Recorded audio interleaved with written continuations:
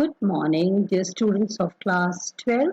In this online English learning class, we are going to take up the lesson The Enemy by Pearl S. Buck.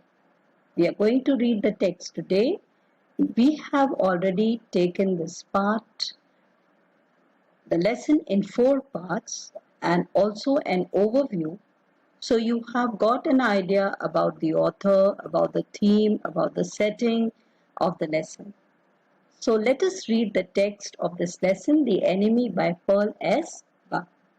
As has already been discussed, it is the time of World War. An American prisoner of war is washed ashore in a dying state and is found at the doorstep of a Japanese doctor, Dr. Sadao Hoki.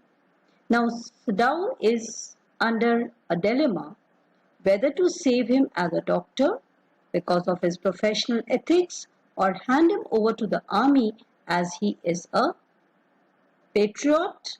Dr. Sadao is a patriot and the enemy is a prisoner of war.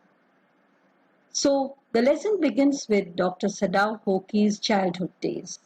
Dr. Sadao Hoki house was built on a spot of Japanese coast where as a little boy he had often played. The low square stone house was set upon rocks well above a narrow beach that was outlined with bent trees, pines. As a boy, Sadao had climbed the pines supporting himself on his bare feet, as he had seen men do in the South Seas when they climbed for coconuts. His father had taken him often to the islands of those seas. Never had he failed to say to the little brave boy at his side, "Those islands yonder, there, they are the stepping stones to the future of for Japan." So he was brought up in the care of his father and he lived by the sea coast and enjoyed climbing the trees like any normal boy. His father took great care of him, and when he used to go for walks with his father, he used to show him the islands, saying that they are the stepping stones for the future of Japan. That shows that his father was a great patriot and he wanted his country to emerge as a great maritime nation, a great power. Where shall we step from them? A childhood curiosity.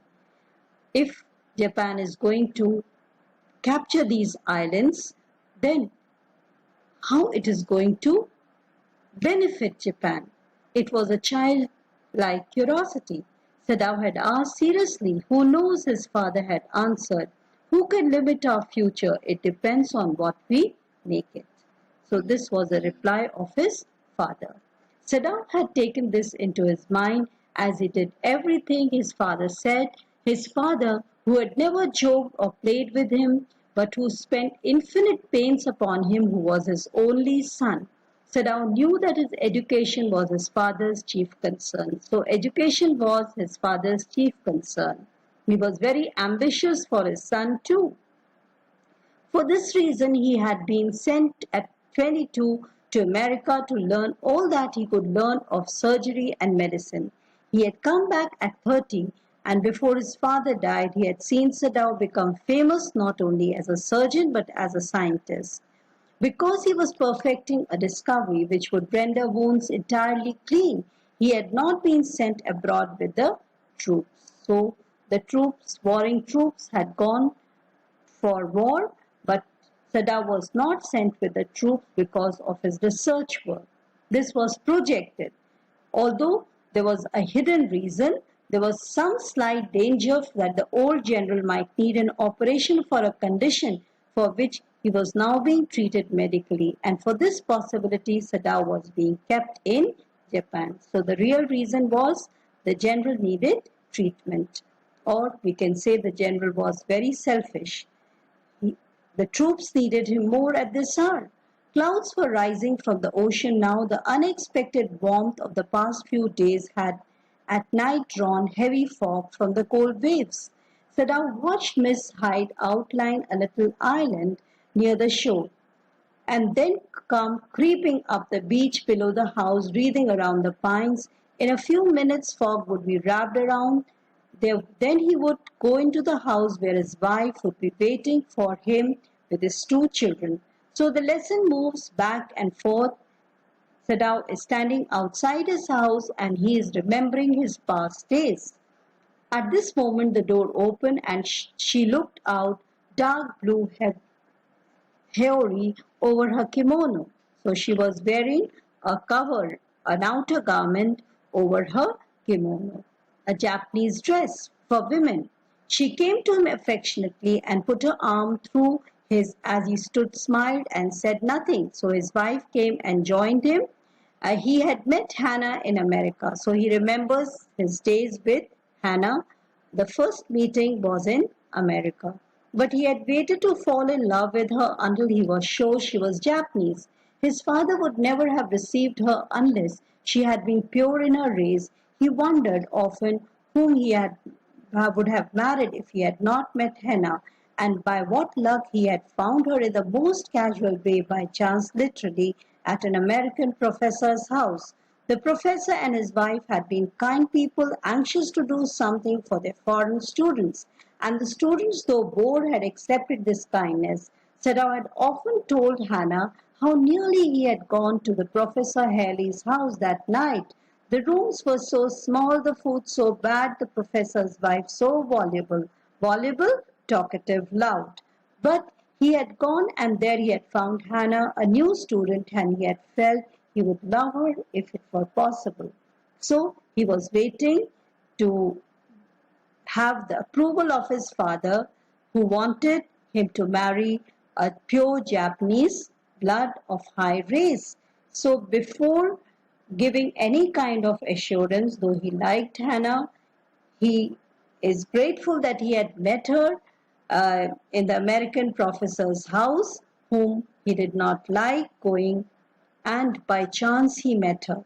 But he kept reserved all his feelings for Hannah until he came back to Japan and got the approval of his father. Now he felt her hand on his arms and was aware of the pleasure it gave him, even though he had been married years enough to have two children, for they had not married heedlessly in America. They had finished their work at school, had come to Japan, and when his father had seen her, the marriage had been arranged in Japanese way. Although Sadao and Hannah had talked everything over beforehand, they were perfectly happy. She laid her cheek against his arm. So today they were happily married couple, blessed with children. It was at this moment that both of them saw something black coming out of the mist. It was a man. He was flung out of the ocean. Flung, it seemed, to his feet by a breaker. He had staggered a few steps, his body outlined against the mist, his arms above his head. Then the curled mist hid him again, so they could not see clearly, but they could see a figure coming out of the sea. "Who's that?" Hannah cried. She dropped Sadao's arm, and they both leaned over the railing of the veranda. Now they saw him again. The man was on his hands and knees crawling. Then they saw him fall on his face and lie there. A fisherman, perhaps, Sadao said, washed from his boat. He ran quickly down the steps, and behind him Hannah came, her white sleeves flying. A mile or two away, either side, there were fishing villages, but here was only the bare, lonely coast, dangerous with rocks. So they thought initially this man was a fisherman, but they rushed out as he had fallen to save this man. They saw him when they came towards him, that indeed it was so. The sand on one side of him had already a stain red soaking through. "He's wounded," Sadao exclaimed. He made haste to the man, who lay motionless, his face in the sand, an old cap stuck to his hand soaked with sea water. He was in wet rags of garments. Sadao stopped. Hannah at his side turned the man's head. They saw the man face, a white man. Hannah whispered. Yes, it was a white man. The wet cap fell away. There was his wet yellow hair, long, as though for many weeks it had not been cut. Upon his young and tortured face was a rough yellow beard. He was unconscious and knew nothing that they did for him. So he was a white man. Now Sadao remembered the wound, and with his expert fingers he began to search for it that flowed freshly at his touch. On the right side of his lower back, Sadao saw a gun wound had been reopened. The flesh was blackened with powder. Sometime, not many days, the man had been shot and he had been tended. It was a bad chance that the rock had struck the wound. So the man was white, but Dr. Sadao had started doing his duty of a doctor of providing first aid. "Oh, how he is bleeding," Hannah whispered. The mist screened them now completely at this time. Now it was lonely because it was evening time. Nobody was around. "What shall we do with this man?" "So they are considering," Sadao muttered, but his trained hands seemed of his own will to be doing what they could to stop the fearful bleeding. He packed the wound with sea moss that strewed the beach. The man moaned with pain in his stupor. He was unconscious, but did not awaken. The best thing we could do would be to put him back into the sea. So, as he was a white man, their enemy, the best thing that was to be done was to push him gently into the sea and let him die.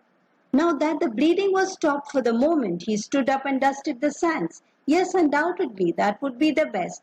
If we sheltered a white man in our house, we should be arrested. If we turned him over as a prisoner, he would die." So the dilemma was, if they allowed him inside the house, he would be arrested. They would be arrested because he was a prisoner of war. And if they left him, then he would die. The kindest thing would be to put him back into the sea. This was Hannah's suggestion, but neither of them moved.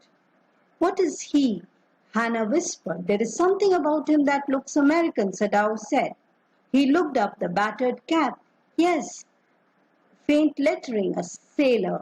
U.S. Navy. The man was a prisoner of war. He had escaped. In the back, he was wounded. Gunshot injury was there." They hesitated, looking at each other. Now what to do? The dilemma was that whether they should bring him home for treatment or they should let him die. "Come, are we able to put him back into the sea?" "If I am able." "Are you?" "No." So they could not push him back into the sea. Sadao hesitated again. "The strange thing is, if the man were whole, I could turn him over to the police without difficulty. I care nothing for him. He is my enemy. All Americans are my enemy. If he had been all right, then I would have easily handed him over to the police. But now he is wounded. I cannot, because I am a doctor. You also cannot throw him back to the sea. That is the only thing to do. We must carry him into the house." So